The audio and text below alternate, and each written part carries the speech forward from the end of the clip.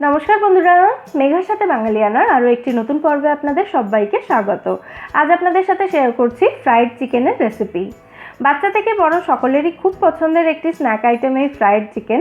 Restaurant থেকে আমরা বেশ চড়া দাম দিয়ে এটা কিনে খাই, কিন্তু কয়েকটা স্টেপ ফলো করলেই দেখবেন বাড়িতে খুব সহজেই এই ফ্রাইড চিকেন তৈরি হয়ে যাচ্ছে একদম রেস্টুরেন্টের স্বাদে। তাহলে চলুন ঝটপট রেসিপিটা দেখে নেওয়া যাক। প্রথম স্টেপে আমি এখানে বাটার মিল্কটা তৈরি করে নিচ্ছি। আপনারা চাইলে রেডিমেড বাটার মিল্ক মানে কেনা বাটার মিল্কও ইউজ করতে পারেন, তবে সব জায়গায় বাটার মিল্ক অ্যাভেলেবেল থাকে না, সেই কারণে আমি বাটার মিল্ক বাড়িতে কিভাবে তৈরি করতে হয় সেটাও দেখিয়ে দিচ্ছি। প্রথমে আমি এখানে 1/4 কাপ ঠান্ডা দুধ নিয়েছি। দুধটা কিন্তু আমি ফুটিয়ে নিইনি, একদম ঠান্ডা দুধই ব্যবহার করছি। আর এর মধ্যে দিয়ে দিলাম আমি 1 টেবিল চামচ ভিনিগার না থাকলে আপনারা পাতিলেবুর রসও দিয়ে দিতে পারেন এখানে।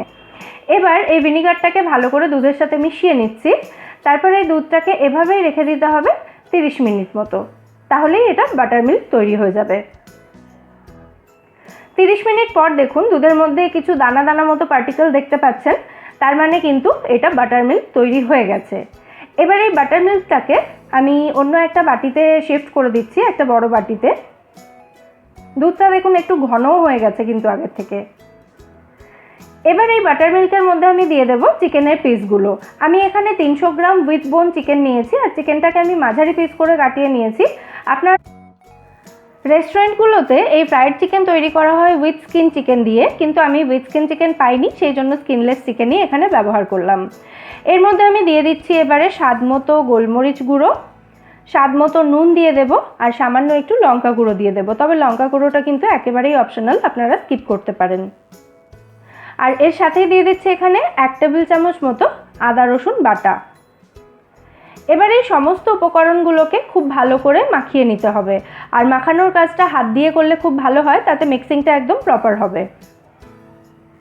খুব ভালো করে সমস্ত উপকরণগুলো একসাথে মাখিয়ে নিয়ে এটাকে ঢাকা দিয়ে ফ্রিজে রেখে ম্যারিনেট করতে হবে মোটামুটি 6 থেকে 7 ঘন্টা মতো। আর হাতে যদি সময় বেশি থাকে তাহলে অবশ্যই এটা ওভারনাইট ম্যারিনেট করলে কিন্তু এর টেস্ট আরও ভালো আসবে।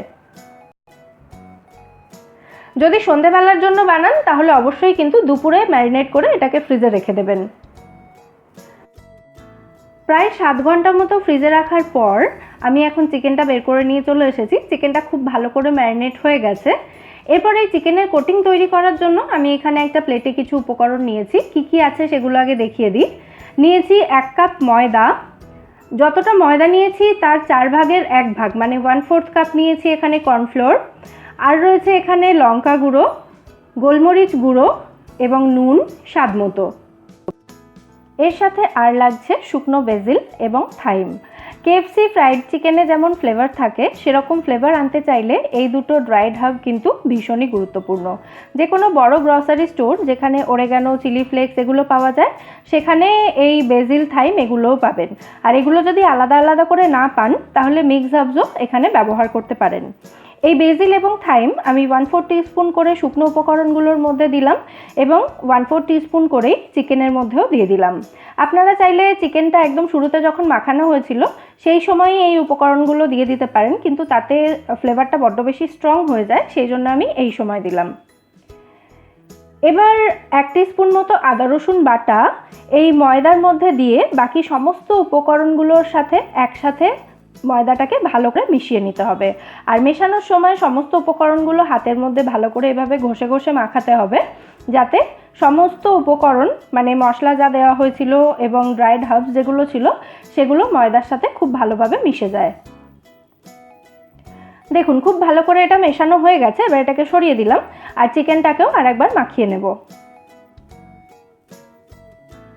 চিকেনটা কিন্তু এখন খুব নরম হয়ে গেছে, মানে এতক্ষণ ম্যারিনেট করার পরে খুব সুন্দরভাবে চিকেনটা নরম হয়ে গেছে এবং এটা কিন্তু ভেতর থেকে একদম জুসি তৈরি হবে। যত বেশিক্ষণ ম্যারিনেট করতে পারবেন তত কিন্তু এই প্রিপারেশনটা ভালো হবে। চিকেনটা মাখানো হয়ে গেলে একটা একটা করে চিকেনের পিস নিয়ে এই ময়দার মধ্যে গড়িয়ে নিতে হবে। আমি এটাকে ডাবল করে কোট করব, সেই জন্য প্রথমবার কোট করার সময় খুব বেশি চেপে চেপে এটাকে মাখাচ্ছি না, একদম সিম্পলি এটাকে গড়িয়ে নিলাম ময়দার মধ্যে। সমস্ত চিকেনের পিসগুলো একবার করে ময়দায় গড়িয়ে নিচ্ছি, তারপর এটাকে আমি ডাবল কোট করব। দেখুন একবার করে মাখানো হয়ে গেছে। এবার ডাবল কোটিং করার জন্য এই চিকেনের পিসগুলোকে এই এক্সট্রা ম্যারিনেশনটার মধ্যে আরেকবার ডুবিয়ে নিয়ে তারপরে এই ময়দার মিশ্রণের মধ্যে দিয়ে একটু চেপে চেপে ময়দার মিশ্রণটা চিকেনের মধ্যে লাগিয়ে নিতে হবে। এর মধ্যে কর্নফ্লাওয়ার রয়েছে, তাতে কিন্তু ওপরের কোটিংটা বেশ ক্রিস্পি হবে।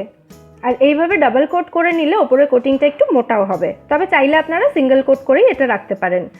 এটা ভালো করে কোট করা হয়ে গেলে চিকেনের পিসগুলো এভাবে একটু ঝেড়ে নিলেই দেখবেন এক্সট্রা ময়দাটা পড়ে যাচ্ছে এবং আমাদের চিকেন এখানে একদম রেডি ফ্রাই করার জন্য। আর এই যে এক্সট্রা ম্যারিনেশনটা রয়েছে এটা যে কোনো চিকেনের প্রিপারেশনে ব্যবহার করতে পারেন ফেলে না দিয়ে। আর এই অবস্থায় চিকেনের পিসগুলোকে এয়ারটাইট কন্টেনারে ভরে ডিপ ফ্রিজে 15 দিনের জন্য স্টোর করেও রাখা যাবে। আমি এখানে চিকেনগুলো ফ্রাই করার জন্য রাইস ব্রান অয়েল নিয়েছি, আপনারা রিফাইন্ড অয়েলেও এটা ভেজে নিতে পারেন। তেলটা গরম হয়েছে কিনা ঠিকঠাক দেখার জন্য আমি চিকেনের কোটিংয়ের একটা ছোট্ট টুকরো তেলের মধ্যে দিলাম। দেখুন দেওয়ার সঙ্গে সঙ্গেই এর মধ্যে থেকে বাবলস আসতে শুরু হয়েছে আর এটা 2 থেকে 3 সেকেন্ড পর তেলের ওপরে ভেসে উঠছে, সঙ্গে সঙ্গে কিন্তু ভেসে উঠছে না, তার মানে এর টেম্পারেচার একদম ঠিক আছে। ঠিক এই রকম অবস্থাতেই চিকেনের পিসগুলো তেলের মধ্যে দিয়ে দিতে হবে। এই ফ্রাইড চিকেন বানানোর জন্য তেলের টেম্পারেচারটা কিন্তু ভীষণই ইম্পর্টেন্ট। আর চিকেনগুলোকে ফ্রাই করতে হবে মিডিয়াম ফ্লেমে রেখে।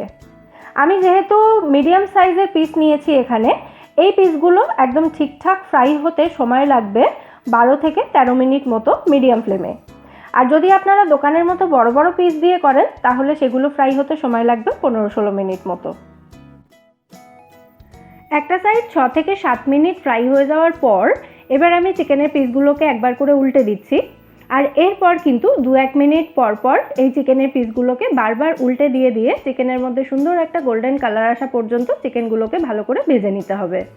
আর ভাজার সময় কিন্তু গ্যাসের ফ্লেমটা মিডিয়াম থাকবে, এটা আবারও বলে দিলাম। খেয়াল রাখবেন গ্যাসের ফ্লেমটা এবং তেলের টেম্পারেচারটা।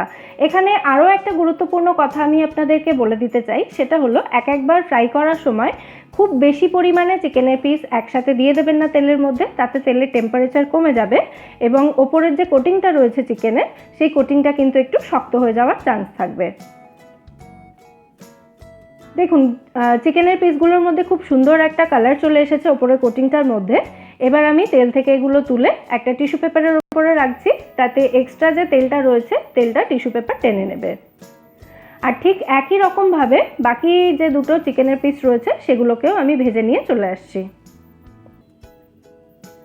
এই ফ্রাইড চিকেন সার্ভ করার জন্য আপনারা যে কোনো ডিপ মানে মেয়োনিজ অথবা যে কোনো কেচাপ এখানে ব্যবহার করতে পারেন। আমি মেয়োনিজ দিয়ে এখানে সার্ভ করেছি এগুলো। তাহলে দেখলেন কত সহজে একদম রেস্টুরেন্টের মতো ফ্রাইড চিকেন বাড়িতেই তৈরি হয়ে গেল। দুর্দান্ত খেতে হয়, কিন্তু অবশ্যই ট্রাই করবেন এবং আমায় জানাবেন এই ফ্রাইড চিকেনের রেসিপিটা আপনাদের কেমন লাগলো। রেসিপি ভালো লাগলে ভিডিওটাকে একটা লাইক এবং শেয়ার করার অনুরোধ রইল। আর প্লিজ আমার চ্যানেলটা সাবস্ক্রাইব করে নেবেন যদি এখনও না করে থাকেন। আর পাশে থাকা বেল আইকনটা ক্লিক করতে কিন্তু একদম ভুলবেন না। ফিরে আসবো নতুন কোনো রেসিপি নিয়ে। সবাই সুস্থ থাকবেন, ভালো থাকবেন এবং সবাইকে খুব ভালো রাখবেন।